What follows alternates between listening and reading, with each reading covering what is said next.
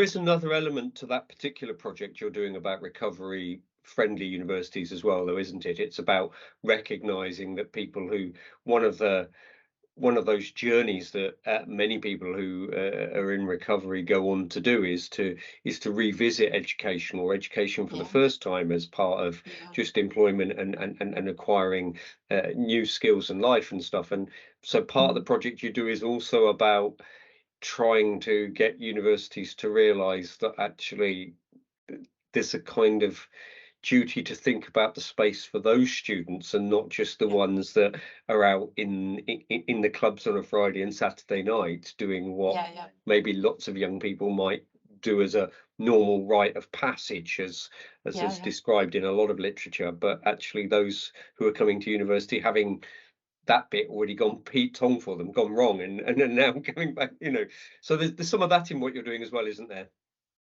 Yeah, so I think it's effectively the next frontier of widening participation.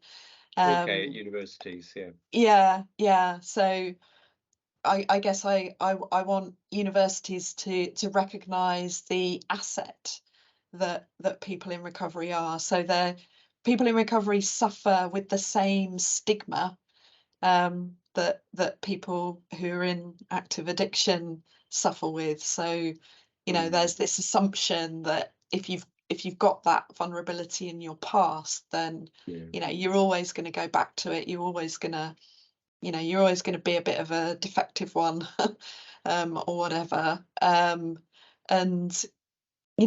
kind of trying to say, look, if you enable people to flourish, and education, I firmly believe that education is a right. Maybe that's an old-fashioned idea, but if you enable people to flourish and education is part of that, um, then you are creating the conditions in which their recovery has a much better chance of sticking and developing.